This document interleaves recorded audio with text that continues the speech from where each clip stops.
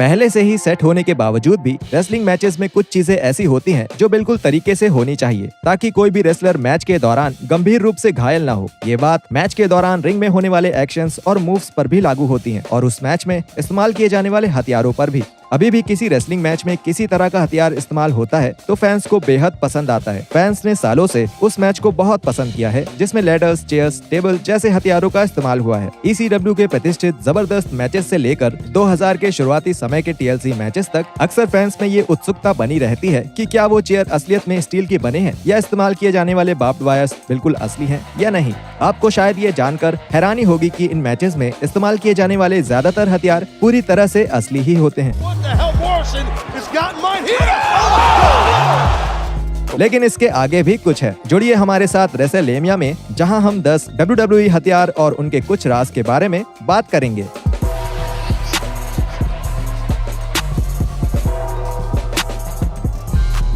ऐसे ही daily wrestling videos के लिए हमारे चैनल को सब्सक्राइब करें और नोटिफिकेशन बेल दबाना ना भूलें। Number 1, tables.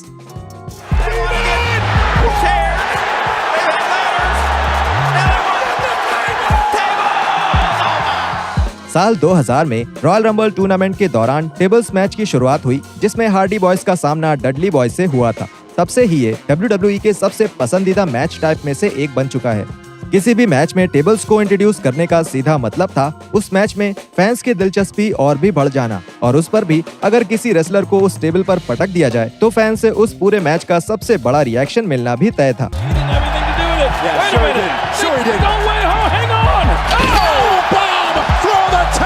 अब उन टेबल्स की बात करें तो ये एक बहुत पतले क्लिपबोर्ड से बनता है, जिसका मतलब ये हुआ कि ये किसी एक इंसान का वजन भी ढंग से नहीं उठा सकता। इसी वजह से जब भी कोई इस टेबल पर गिरता या फेंका जाता तो ये टेबल एक जोर की आवाज के साथ तुरंत टूट जाती है। टेबल को रेसलिंग में सबसे सुरक्षित वेपन माना जाता है क्योंकि केवल क्लिपबोर्ड का बना होने के कारण रेसलर्स को इसकी मार से कोई ज्यादा बड़ी चोट नहीं सहनी पड़ती। लेकिन जिन मेटल पोल्स के सहारे ये क्लिपबोर्ड लगाया जाता है उससे चोट लगने की संभावना बनी रहती है। कई बार ये टेबल्स एक बार में टूटती भी नहीं है। ये अक्सर तब होता है जब रेसलर्स टेबल के बीचों बीच लैंड नहीं होता। इसका मतलब ये होता है कि उस रेसलर को फिर से उस टेबल पर पटका जाए। जहाँ तक बात रही जापानीज टेबल की तो वो ज्यादातर असली वुड के बनते हैं जिसकी वजह से वो कभी नहीं टूटते। Number 2, can do sticks. Modern WWE में कैंडो स्टिक्स सबसे प्रचलित वेपन्स में से एक बन गया है। इसकी एक खास वजह यह है कि ये काफी सेफ है और इस वेपन की मार से किसी चोट की संभावना बहुत कम है। ये कैंडो स्टिक खोखली लकड़ी से बनती है जो कुछ स्ट्राइक्स के बाद ही टूट जाती है। इन स्टिक्स के दोनों तरफ टेप लगाया जाता है जिससे कुछ स्ट्राइक्स तक ये स्टिक जुड़ी रहती है और टुकड़ों में नहीं टूटती, जो किसी को भी चोट पहुंचा सकती है। कैंडो स्टिक से होने वाले खतरे का अंदाजा 2008 में हुए one night stand pay per view match में देखा जा सकता है जब बिग शो एक खराब कैंडो स्टिक की वजह से बुरी तरह घायल हो गए थे। हाल ही में कैंडो स्टिक की छवि एक खतरनाक और जबरदस्त वेपन के रूप में खराब हुई है। बेली और एलेक्सा के बीच हुए kendo stick on a pole match के बाद से जिसने ना तो कैंडो स्टिक और ना ही दोनों रेसलर्स की कोई मदद करी। Number 3, the garbage can. ये गार्बेज कैन असल में एक ऐसा वेपन है जो आपके घर में पड़ी हुई कचरे की पेटी से बिल्कुल अलग है। WWE में इस्तेमाल होने वाले गार्बेज कैंस एल्यूमिनियम या टिन के बने हैं जिसकी वजह से ये एक सोडा या बियर की कैन से ज्यादा मोटे नहीं होते। इसका मतलब ये है कि रेसलर को इससे मारे जाने पर भी उसे ना के बराबर ही चोट लगती है, जो कि रेसलिंग में यूज हुए वेपन के नजरिए से एक काफी बेहतर रिजल्ट देता है। यहाँ तक कि ये एक रेसलर के लिए मार सहना आसान भी बना देता है। एग्जाम्पल के लिए जब शेन मैकमैन अपने मूव कोस्ट टू कोस्ट का इस्तेमाल करते हैं तो ये गार्बेज कैन एक तकिए की तरह काम करता है और उनके मूव के असर को कम कर देता है, जिससे मैकमैन पूरी ताकत के साथ अपने ओपोनेंट से टकराने से बच जाते हैं। Number 4, thumb tags. बहुत लोगों के लिए ये सरप्राइजिंग हो सकता है कि रेसलिंग मैचेस में असली थंब टैग्स का ही इस्तेमाल होता है। थंब टैग्स के बारे में ज्यादा बताने की जरूरत नहीं है क्योंकि इनके कांटेक्ट में आने पर रेसलर्स की हालत बिल्कुल साफ साफ दिख जाती है। जब भी कोई रेसलर अपने ओपोनेंट को इन टैग्स पर फेंकता है तो इनसे होने वाला डैमेज तुरंत देखने को मिलता है और अक्सर इनसे दर्द भी बहुत होता है। ECW में ये थंब टैग्स काफी कॉमन थे और बाद में एटीट्यूड एरा में मैकफॉली के मैचेस के दौरान भी ये दिखा। जैसे जैसे WWE फिर से एक PG प्रोडक्ट बनता गया वैसे वैसे थंब टैग्स WWE टेलीविजन से गायब होते गए। लेकिन 2016 के एक्सट्रीम रूल्स पेपर व्यू में डीन एम्ब्रोस और क्रिस जेरिको के बीच एक मैच में थंब टैग्स ने वापसी की।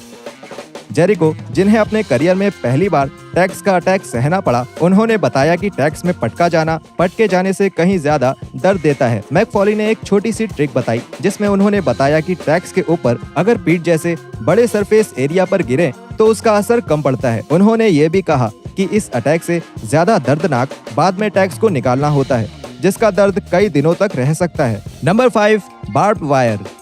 WWE में बार्ब्ड वायर्स का इस्तेमाल वास्तव में थोड़ा पेचीदा है, क्योंकि वो असली बार्ब्ड वायर का इस्तेमाल करेंगे या मैच में रेसलर्स की सुरक्षा के लिए नकली तारों का इस्तेमाल करेंगे, ये डिसीजन बदलते रहते हैं। मैक फॉली ने अपने ऑटोबायोग्राफी में साल 2000 में ट्रिपल एच के साथ हुए अपने रॉयल रंबल मैच की चर्चा की, जिसमें एक बार्ब्ड वायर से लपेटा हुआ 2x4 का बैट इस्तेमाल हुआ था।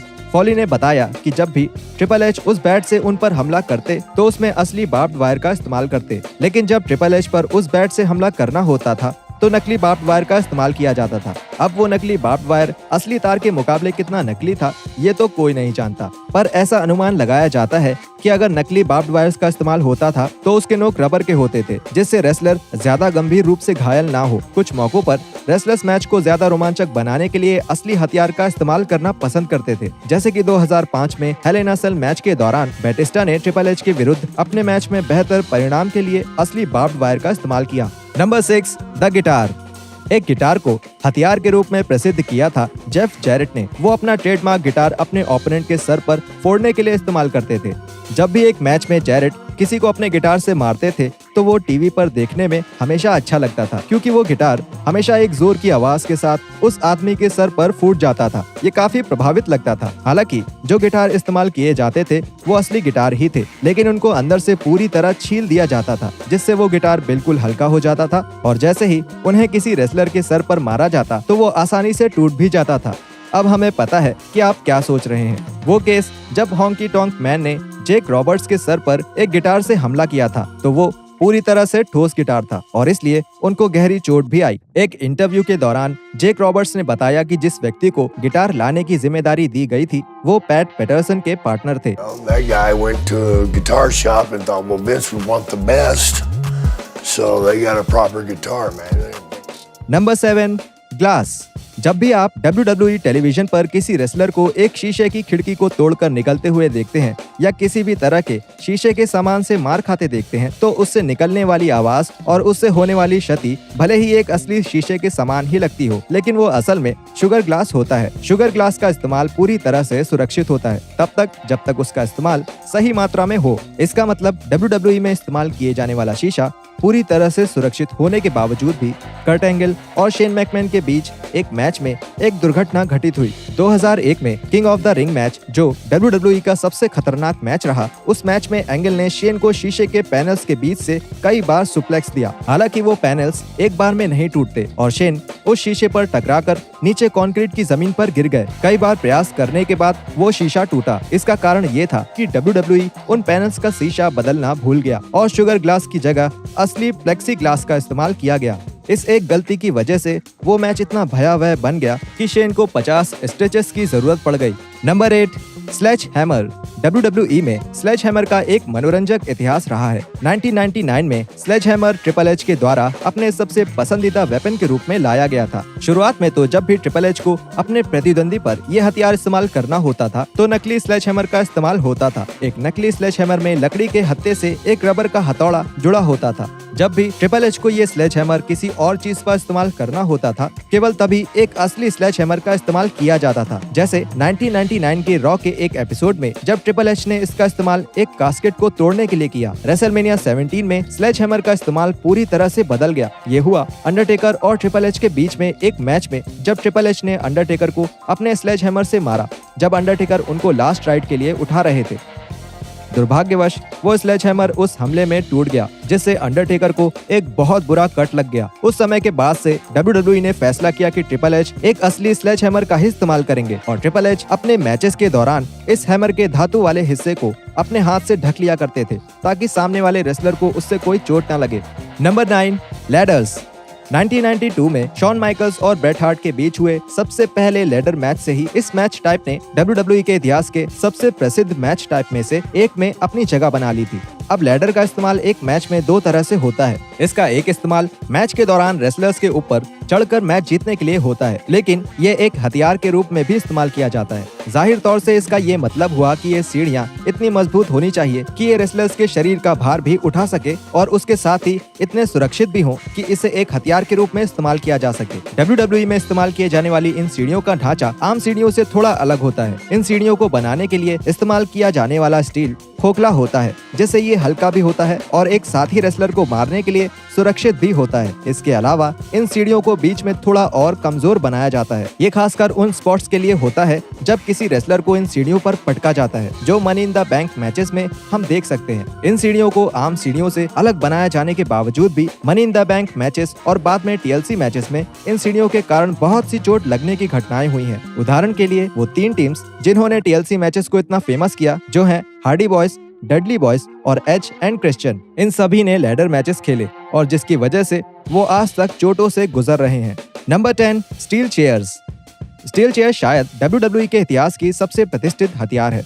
WWE के इतिहास में कई प्रसिद्ध मैचेस और सेगमेंट्स में इस्तेमाल किए जा चुके इन स्टील चेयर्स के बारे में फैंस ने अक्सर ये सोचा है कि क्या ये चेयर्स सच में वही हैं जो WWE उनको दिखाता है। असल में ये स्टील चेयर्स पूरी तरह से असली हैं। WWE टेलीविजन पर दिखाया जाने वाला स्टील चेयर और एक आम स्टील चेयर में केवल एक ही फर्क है, जो है उनके पेंच टूटे होना, जिससे ये कुर्सियां पूरी तरह से चपटा करके मोड़ी जा सकती हैं। इसके कारण ये साथी रेसलर को मारने के लिए थोड़ा और सुरक्षित बना देती हैं। अब एक ऐसा समय भी था जब रेसलर्स इन चेयर्स की चोट सीधा अपने सर पर बड़ी आसानी से ले लेते थे, लेकिन इससे सर पर लगी चोट की रिसर्च करने पर और इन चोट से आगे होने वाली कुछ तकलीफों की वजह से WWE में सर पर इन चेयर से वार करना आधिकारिक रूप से प्रतिबंधित कर दिया गया है। हाल ही में farmer WCW world champion diamond Dallas page ने जो रोगन के पॉडकास्ट पर इन चेयर शॉट्स के खतरों के बारे में चर्चा की है। चर्चा के दौरान उन्होंने बताया कि कैसे हल्क होगन और डेनिस रॉडमैन वर्सेस DDP और कार्ल मेलोन के बीच WCW में होने वाले मैच के दौरान DDP को रॉडमैन को पूरा चेयर शॉट अच्छे से समझाना पड़ा। DDP ने रॉडमैन को समझाया कि चेयर शॉट के दौरान उस स्टील चेयर को हमेशा पूरी तरह से चपटा करना बहुत जरूरी होता है, नहीं तो ये किसी साथी रेसलर को बुरी तरह घायल कर सकता है।